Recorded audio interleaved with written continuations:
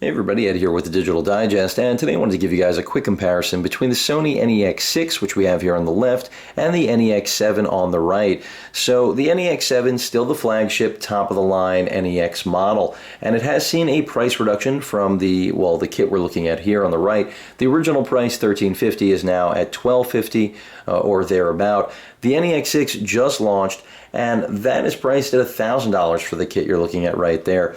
And while they look very, very similar, even though the lenses are not similar at all, that's because the NEX-6 sports the brand new Pancake 16 to 50 millimeter zoom as opposed to the original 18 to 55 millimeter zoom, which does have a little bit more focal range if you don't care about the wider angle that the power zoom affords. But obviously, the most important thing is the actual form factor. As you can see, a tremendous difference in the size of these two lenses, and that's one of the reasons that people are going to be drawn to this lens and pairing it whether with the 6 or 5R, because you can get this with the 5R as a kit as well, or on its own for $350. And I do have a video covering the performance of this lens, which I do enjoy using. It does have its limitations. It's not an extraordinarily fast lens. It does share the same speed as the original kit lens, so that's something you have to keep in mind.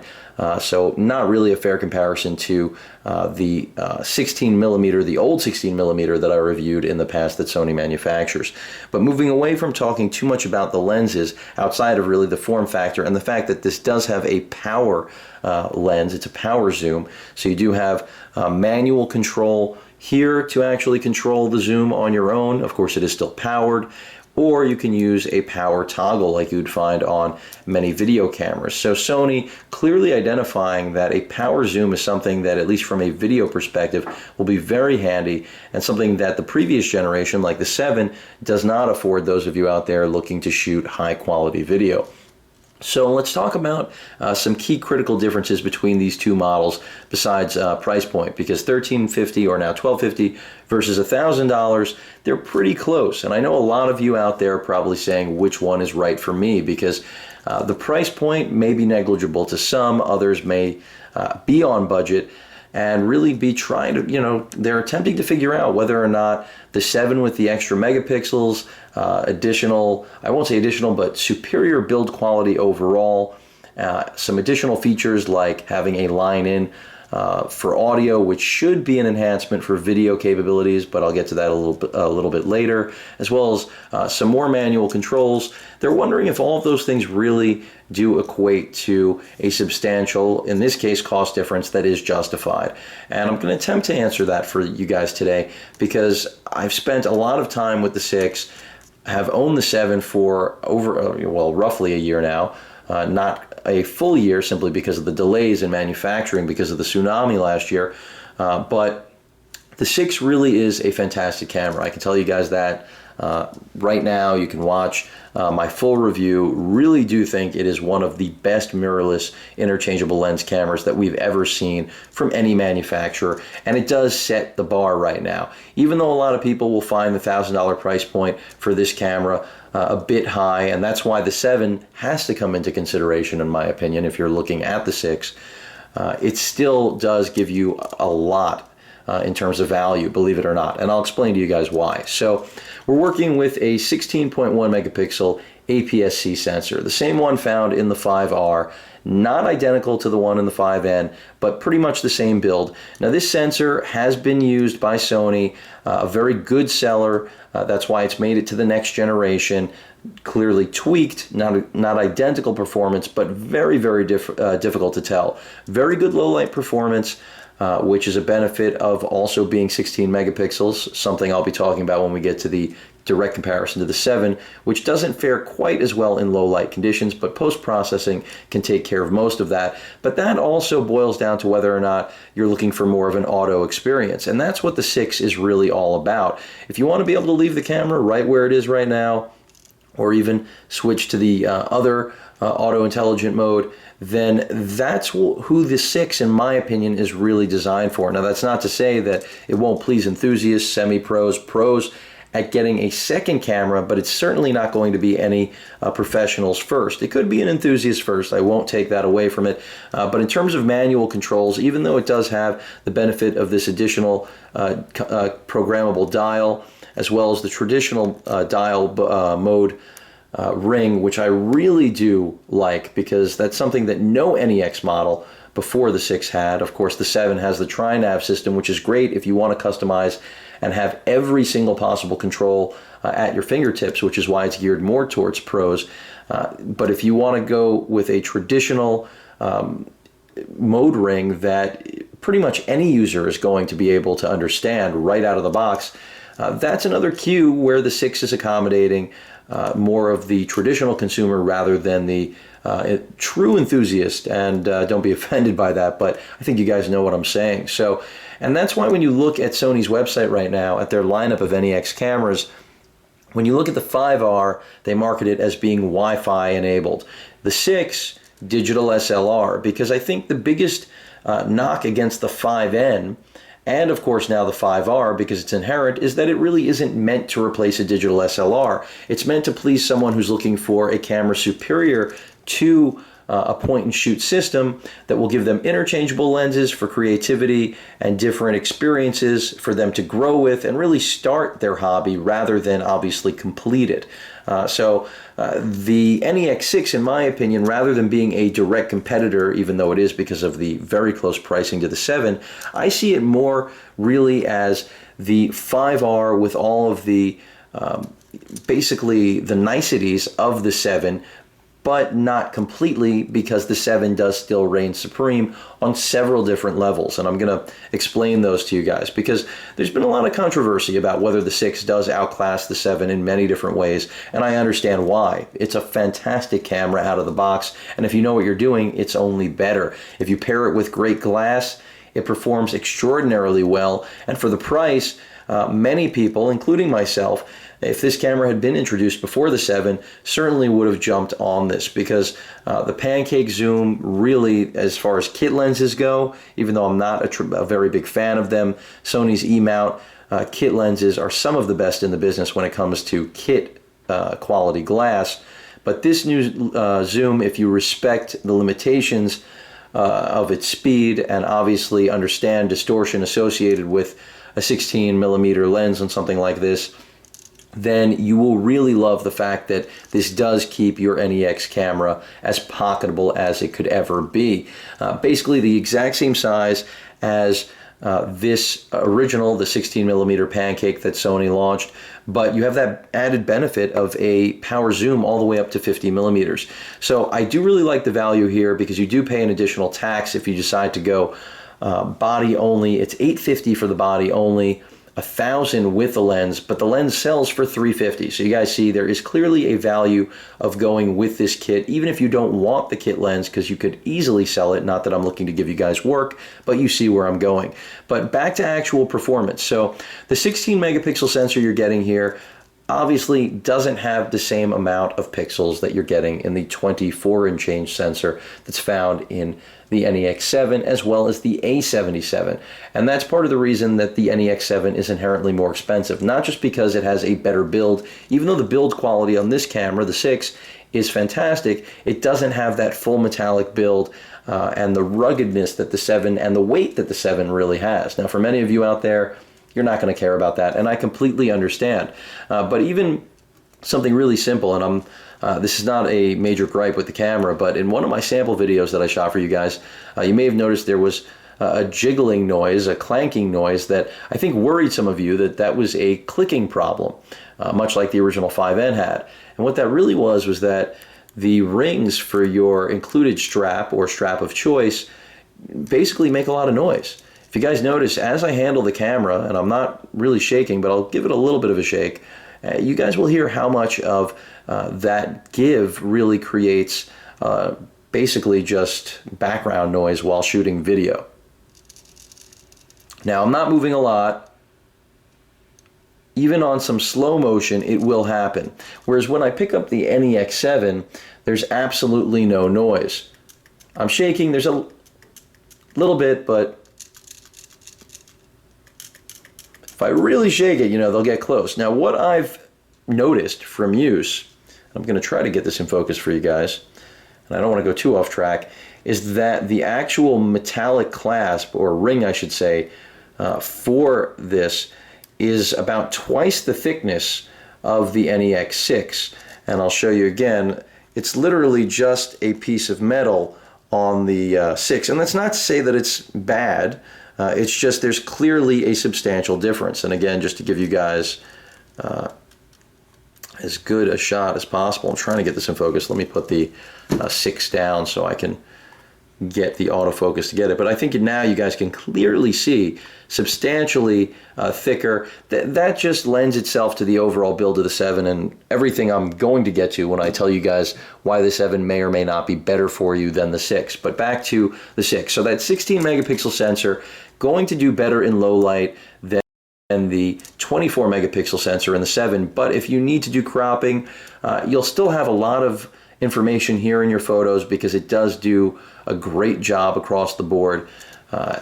However, when you actually really need that cropping capability, using whatever lens, whether you're going something prime, a wide angle, that's where the 7 in good lighting is going to outperform the 6.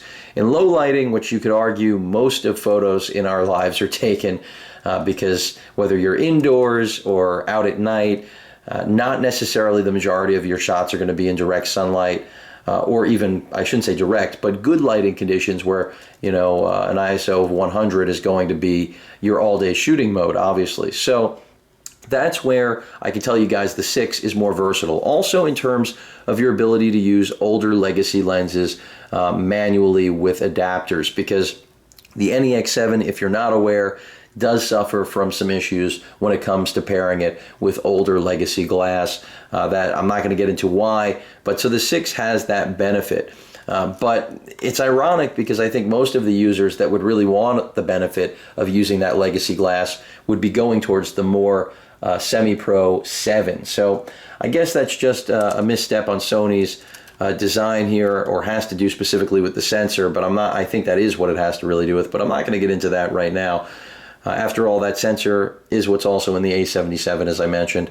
But back to the 6. So image quality is really, really good. Video quality also outstanding. Even on this little kit lens, I think it's great. Definitely better than the 18 to 55. Not in terms of image quality, because there is distortion, as I mentioned, at that 16 millimeter beginning focal point. But pretty much everything else is good, and the fact that it's so much more compact and the power zoom is a benefit when it comes to video. I have to say that kit lens side by side, no question about it, this is a tremendous improvement. A lot of you out there aren't going to be interested in the kit lens to begin with. I myself am one of them, so I completely understand that. So again, moving away from the lens, if you put any piece of good glass, E-mount series, or anything you want to adapt to it with an adapter, obviously in manual focus using peaking, you're going to do, as I mentioned, better with this camera across a broad range. However, when the 7, and you hear the jiggling here as I move the camera, the 7 is going to give you better capabilities for things like portraits. It has higher, I believe it's 10-bit in terms of color, the bit depth. Whereas here you're looking at 8. So there's clearly a difference in terms of who Sony is aiming each of these cameras at. You know, 8 versus 10 to the average consumer is going to be irrelevant, but to a professional photographer, these things generally do make a difference. Of course, both have very good raw, you know, or I shouldn't say very good, but raw capability as expected from almost all of the NEX cameras that I've reviewed for you guys, or all of them that I have. Pop-up flash on board for both. However, if you're going to use a large lens like the SEL 18-200 that I recommend, you're going to have to use an external flash because there will be a shadow cast. That's an inherent design, I'm not going to call it flaw, but limitation of the NEX lineup of cameras. In terms of the overall build, I have found it to be really, really good, and just a hair less quality in terms of feeling than the NEX-7. So that says a lot about what Sony's done here. And if the body was less expensive, I think I would, without question, tell you guys that the body was a steal. But at $850, that's where, again, we have to talk about the 7. And we're almost there. Image quality, I've already told you guys, video quality, great. Battery life, Just as solid as the 7, not quite as good if you're using a power zoom, but if you're using one of the manual zoom lenses, then you're going to do fine. Battery life will be right on par. Now, in terms of Wi-Fi capability, it's here. On the 7, you don't have it. For many of you, it's a gimmick, and it's just about file transfer and social networking and the ability to instantaneously share your photos. But I think the real novelty here, and novelty is not the right word, but the real ingenuity are the applications. And if you've watched any of my videos, then you know that the applications right now are very limited. But down the road, things like time-lapse, which are supposed to come out this month, those type of features are something that we've never found in a smart or Wi-Fi enabled camera. And those are the things that are going to take a great digital imaging device like the NEX-6 and whatever eventually replaces the 7, which I'm going to assume will eventually be a full frame, also Wi-Fi enabled NEX model. Then we're going to see a real powerhouse that can really leverage Wi-Fi on a whole nother level. So basically what I'm saying about the Wi-Fi connectivity is that it is a very nice added bonus to the NEX lineup of cameras that you can also enjoy with the less expensive $650 or really $750 retail 5R kit, but obviously you will not have the added benefit of an electronic viewfinder, the same one found on the NEX-7, as well as some additional manual controls. You're only going to get one of the tri-nav controls that's programmable, as well as a function button on the 5R, whereas on the 6, you're getting that extra dial for customization.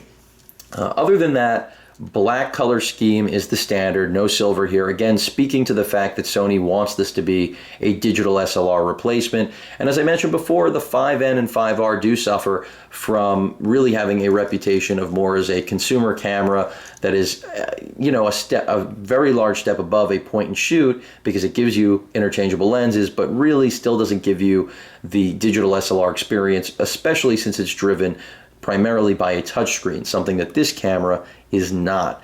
So with all of that said, I also want to point out you do have a universal Hotshoe, something you're not going to find even on the NEX-7. That is the Alpha Hotshoe, which is compatible with all of Sony's own Alpha line accessories. You can, of course, pick up adapters for both of these so that Alpha accessories will work with this, but certainly a benefit to have that universal Hotshoe. Also, your ISO range higher here, but you could argue that even though this goes over 25,000, here we've got, I believe it's 16,000 as the top. I never go up there, so that's why I say believe. The point is that the reason I feel Sony bumped up the range, that's more about marketing than practicality, because you're really not going to be using that setting for anything that you ever plan on printing, let alone really sharing, in my opinion, because images, in my experience, were not usable when we got up above really 16,000 here is not usable. So I usually try to stay below 6,400, 3,200 preferably, because that's pushing it for if you actually plan to end up printing anything. But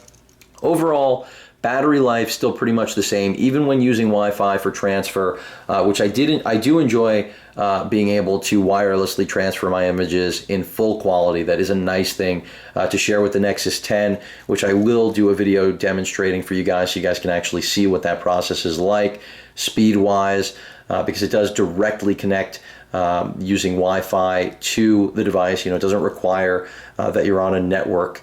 You can go direct with the device. In fact, that is how it actually works. So do really enjoy the Wi-Fi feature. I don't view it as simply a gimmick. Again, the real functionality is in the applications, not the simple transfer, because we could all do that with wireless SD cards. That's nothing new to the marketplace, but nice to have it built in. So overall, I think I've given you guys everything you need to know. Again, no line in for audio, so even though this camera doesn't have the overheating problems that the NEX-7 suffers from, it lacks the line in for audio to make it a true video camera, in my opinion, which none of these are really meant to be. But as all of you out there know, digital SLRs have taken on the role of camcorders and, of course, true production cameras for feature films. So this is nothing new, and Sony's aware of that. That's why the NEX-7 has that line in. So I've told you more than enough about the 6 and what it represents. So let's talk about the 7. So for a little bit more money, you're getting a little bit more build quality, no question about it. As I mentioned before, the Hotshoe not the universal one you're getting with the 6, proprietary alpha mount Hotshoe, but that's still not a bad thing because accessories can be found at relatively affordable prices. Same exact electronic viewfinder. I already said build quality is better, more manual controls, same function button programmable here, same shutter button, but it is black as opposed to silver. Nothing groundbreaking there. The original kit lens, overall optically, if you're going to ask me which performs better end to end, this does outperform the brand new Pancake Zoom. But I think the novelty of the form factor is going to win over most consumers. Even for me, the idea of having that Pancake is definitely appealing, but I can't really justify it since my 18-200 Sony SEL 18-200 lives on the 7, pretty much outside of when I pop on the Pancake. But now there's a lot of great new glass out there, so that may change.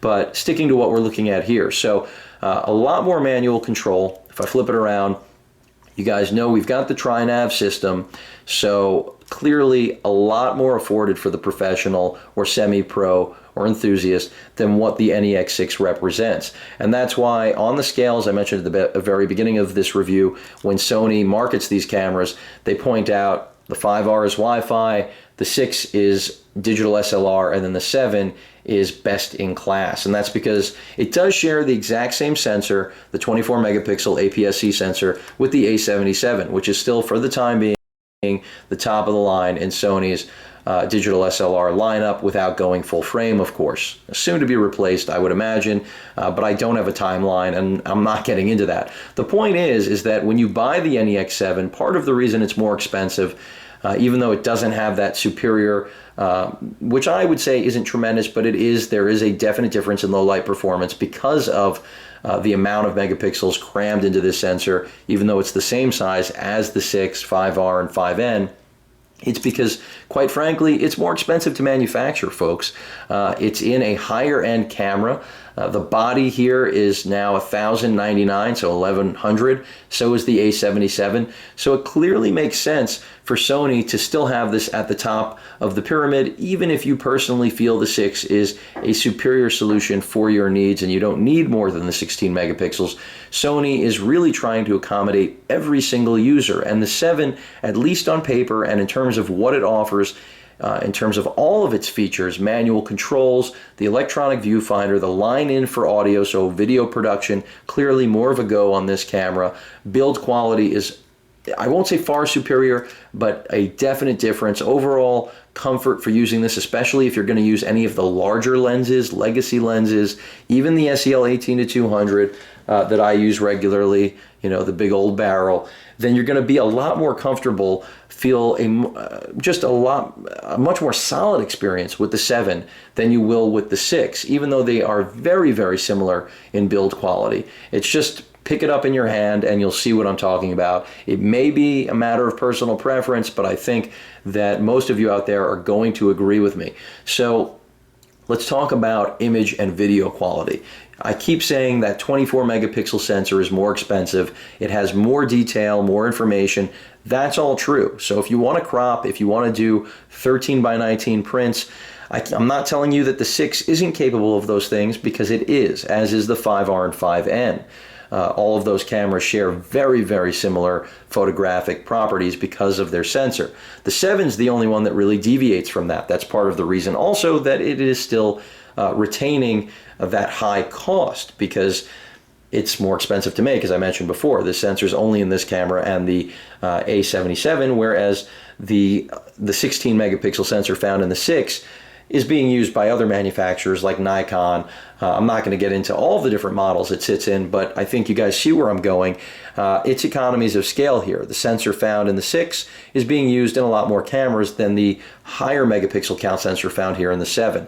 So in low light situations, which again I do feel do dominate the majority of our photographic situations outside of, you know, outdoor sports and travel situations, tourism, things of that nature, things like portraits, you know, that's more of indoor studio material. It can of course be outdoor as well. My point is, in low light, the 6 is going to give more pleasing results when it comes to noise. If you're going to use post-processing though, most of that can be taken care of in with the NEX-7's noise levels. Much like in post, you can deal with much of the distortion that you'll get from something like the Pancake kit lens, that 16mm old lens that hasn't been replaced yet, but at least we've seen some steps with the 10 to 18. That's where you have to consider what sort of glass you really want to pair with the 6 or the 7. In my opinion, if you're going to be buying really expensive glass, then the 7 is going to give you better results and really leverage that 24 megapixel sensor. So if you're picking up the Zeiss 24mm E-mount lens, that prime, then you're going to be really, really pleased with the results you see from this sensor. That's not to say that it's not a great pairing with the 6 as well, because it is. But because this is aimed at the pro, not only are you getting more control at your fingertips without having to menu dive, in some instances, depending on your comfort zone, because there are people, I want to make sure that all of you know this, that do not enjoy using the tri-nav system, but the majority of professionals, amateurs, enthusiasts have really embraced it and found it to be a great system, including myself. So that's where I can tell you guys, if you're putting expensive glass on this camera, you're going to be blown away by the results. Now, it doesn't have the hybrid autofocus, which I didn't even mention through the course of my rundown of the 6 in this comparison, but it really depends what you're shooting in order to see truly tangible results between the 6 and the 7. For things like sports photography, I generally am not going to recommend a mirrorless system to someone who's trying to get the absolute best performance. Traditional digital SLRs are still going to give you the best, not necessarily the fastest, but the best autofocus, in my opinion, even though the focus system here is really strong, very fast to focus, 10 frames per second continuous shooting. Same here, you get 10 frames continuous, and both very good. The hybrid system here does work better for sports photography, so between the two, especially when it comes to lenses that can take advantage of the hybrid system, you're going to do better with the 6. However, if you're a pro and you've got legacy glass and you're using manual focus, that's where the 7 is going to beat the 6, and I'll reiterate that over and over again. And that's why it's differentiated as being a pro-grade or semi-pro camera, where the 6 is really just aimed at replacing the entry-level or even mid-range digital SLR. In my opinion, it clearly competes with even higher end than mid-range digital SLRs. I do like the 6 that much. But that's really the defining character beyond just build, pixel count, the line in, the batteries, as I mentioned, well, I didn't say it, but they are identical. You're getting very similar battery life. No Wi-Fi here, but most professionals aren't going to care about that. The average consumer is going to be more impressed by those features, although the pros are going to be, and the enthusiasts, the ones impressed by the application. So that's kind of sad that the 7 doesn't have that, but we have that to look forward to in, like I said, hopefully the full frame replacement, mirrorless replacement that the 7 will eventually be replaced by. But everything here clearly speaks to more of a professional grade. You're paying for that. And you're getting what you pay for, in my opinion. The low light performance could be better on the 7. Unfortunately, that has a lot to do with all of those pixels. So post-processing is your friend. That's my best advice there. But basically what it boils down to, if you're looking at these two cameras and you've taken into account everything that I've told you guys, image and video quality is really, really, really close. You'll be hard-pressed looking side by side, full crop, at images at the same ISO settings, same settings across the board, to really see a tremendous amount of detail, more detail in the images from the 7. Video, though, I will say that's where I do see a clear difference. Video quality is superior out of the 7, no matter what lens you have fixed on it, whether it's the kit, either of these kit lenses, or the video optimized 18-200, the old barrel. So that's one area where I have to say the 7 does outperform the 6, but the 6 has the benefit of, the hybrid autofocus system, power zoom, which is clearly a little bit better for video purposes. For some of us, I've become very accustomed to manual zoom for video, so I don't really care so much about the power zoom. I'm more interested in the speed and quality of the glass. And that's where That's really what this decision is going to come down to. I think this is a great kit for someone that doesn't plan on buying any more lenses, because at $1,000 you're done. You've got a compact camera that gives you digital SLR-like quality, speed, and manual controls, and most importantly, an electronic viewfinder and a universal Hotshoe for pretty much adding any accessory under the sun. If you're a semi-pro enthusiast that needs more than that, that's why the 7 still exists. You're getting more megapixels. Yeah, you're paying for them, but you're also getting, as I mentioned, better build quality, more manual control, still getting that phenomenal OLED viewfinder that, of course, is, as I keep saying, the same on both of these cameras.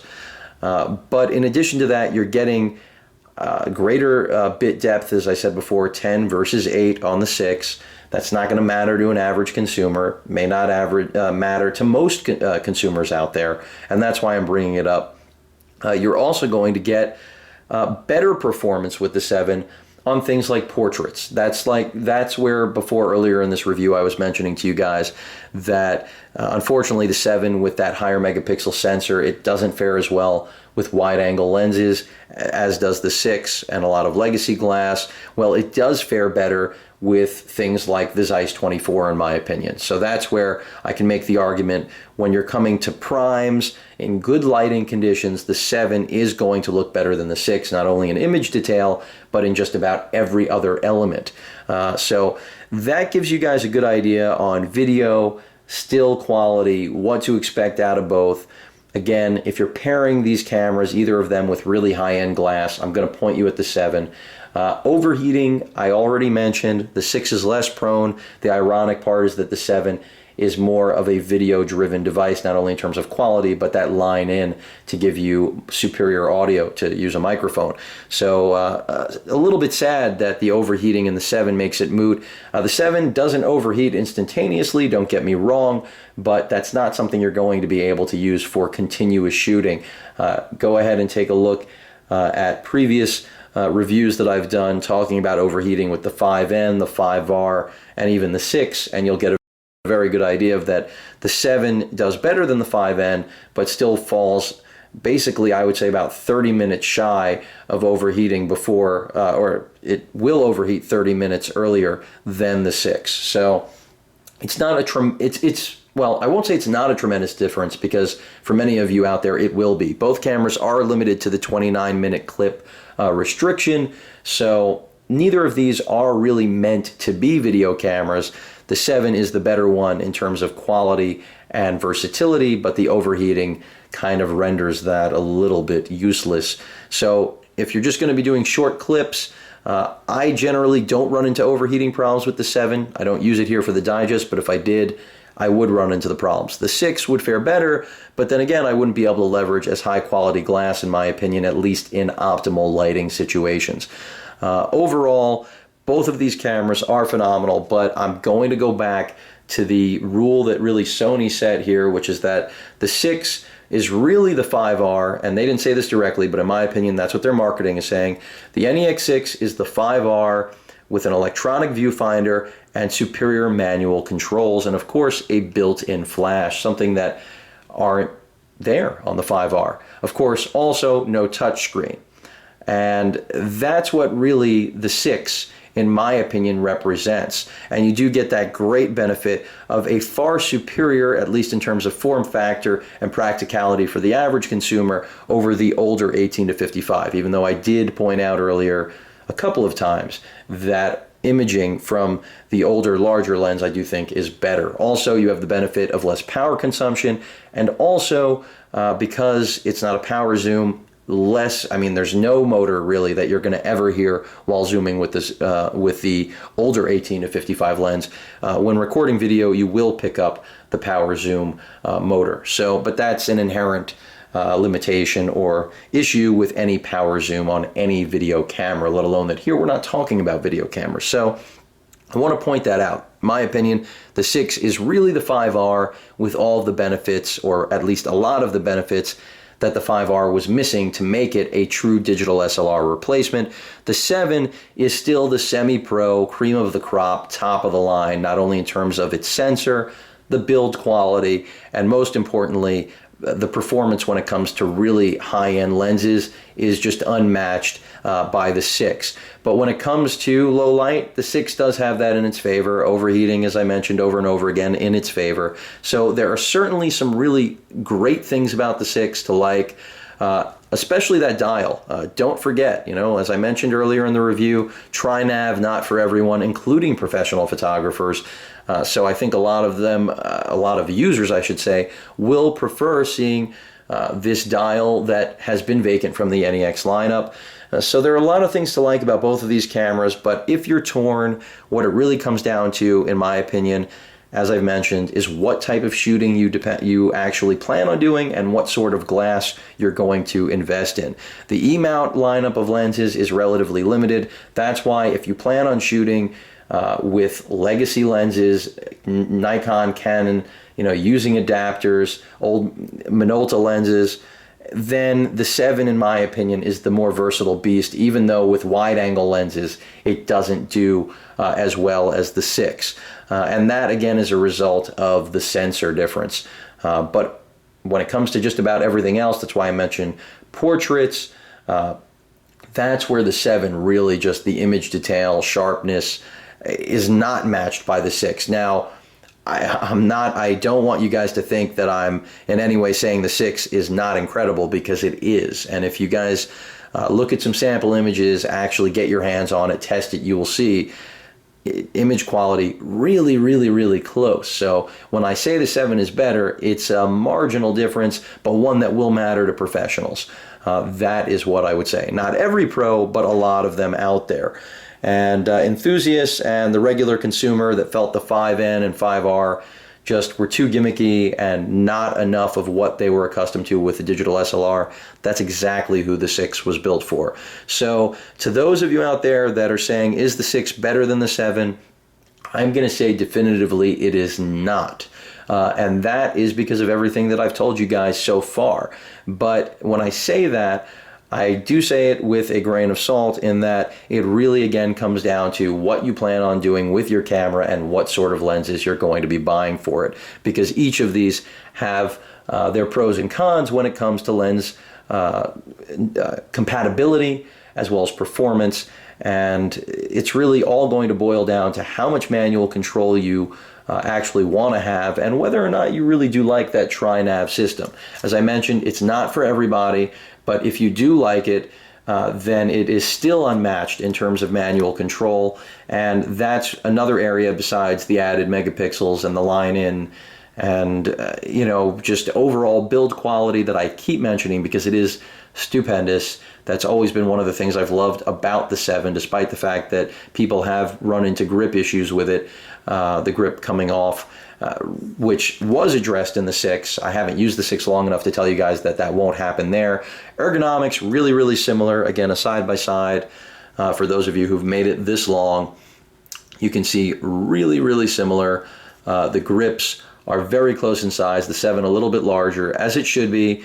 The actual button arrays, very, very similar. The movie record, the video record button has been moved on the 6 in order to avoid accidental presses, but I actually tend to prefer the layout on the 7, which most users I don't think will, because that's the reason Sony in their latest firmware update for this camera gave you the ability to turn off the video capture button in order to avoid accidental presses. But I think that really comes down to hand size and how you actually hold the camera. But a lot to like here with the 6. Highly recommend it, even at its $1,000 price point.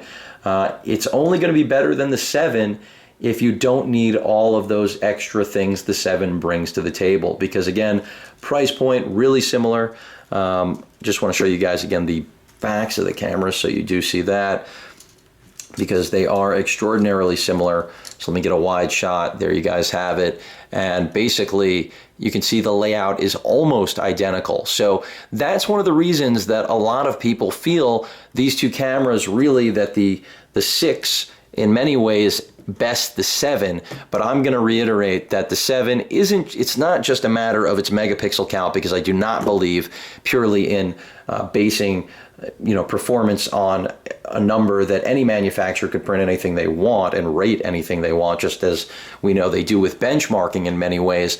This is more about, as I keep saying over and over again, how you plan to actually use the camera. So for the last time, and because I know this torments a lot of you guys, I've looked at forums, I know personally I'm tormented in some ways because I do really enjoy shooting with the 6 so much, enjoy the convenience of the little power kit zoom, which still probably won't be available for a couple of months, even though January was originally the launch date. I'm now hearing February, so it's still in very tight supply, and as a result, actually selling on eBay and Amazon for more than the $349.99 retail, which is sad, but supply and demand will do this, much like it did with the 7 back when it launched and was in short supply, especially that black kit lens. This is, again, the only other black kit lens available right now, so that's another reason it's selling pretty well and being broken from kits. But really, this is your digital SLR answer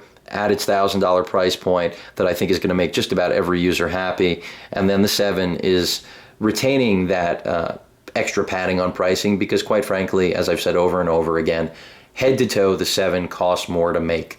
Both screens, again, are not capacitive touch screens or resistive like the 5R, I should point out. And that also, again, remains in theme with wanting to deliver a manual and more button-oriented experience that the enthusiast and professional has come to expect and enjoys with all of their cameras, whether this is their primary, which in many cases it wouldn't be, obviously, but it does, the 7 or 6 in most cases, make a very formidable backup camera for any pro. And I think a lot of professionals are starting to embrace the mirrorless systems because they, especially if you want to be able to use a whole host of different lenses with that focus peaking feature, which both of these models, as well as the 5N and R, benefit from, then they are a dream to use with legacy glass. But I think I've given you guys enough info. Again, if you plan on investing in really expensive E-mount glass specifically for these cameras, both of them will perform really well. Do keep in mind wide angles will do better on the 6 than the 7, but non-wide angle, if you're looking for longer focal range, as I've said over and over again, the 7 is still going to outshine the 6. And some will still argue that in low light with the proper post-processing and also wide angle distortion post-processing, the 7 still in every way can beat the 6. So it's really clear to understand why Sony has kept the 7 at the top of the flagship level here, or pyramid, as I said earlier, because it's not just about the megapixels. It is about the cost, engineering, design. The 6 benefits also, by the way, and this is my last point, from the lineage of the 7, 5N, and 5R, because after all, less expensive to manufacture the OLED viewfinder, since it's been on the 7 now for over a year, at least in paper, since its original launch date. So clearly costs have to have gone down. Also, you have the benefit of the sensor that's in here. The 6 has been around for a while, even though it's not identical to the one in the 5N, it's very similar. And again, as I mentioned, economies of scale play a large role. So really, the 6 is more a result of Sony trying to get the best overall experience at the best value. This is called best in class for a reason. You're paying for the best mirrorless camera still, in my opinion, on the market. Of course, if you're asking the final question of whether or not then should you get the NEX-7, because clearly I am telling you guys the 7 I do still think is superior, even though it's very, very close. My answer is if you can wait it out. If not, then you won't be disappointed with the 7 in any way, even though it doesn't have really the only true missing feature here, which is the hybrid autofocus system. That's the only real missing feature in my opinion, because having contrast and phase detection is pretty much the standard these days. So since this only has contrast, that is a limitation inherently of the NEX-7 despite its high price point.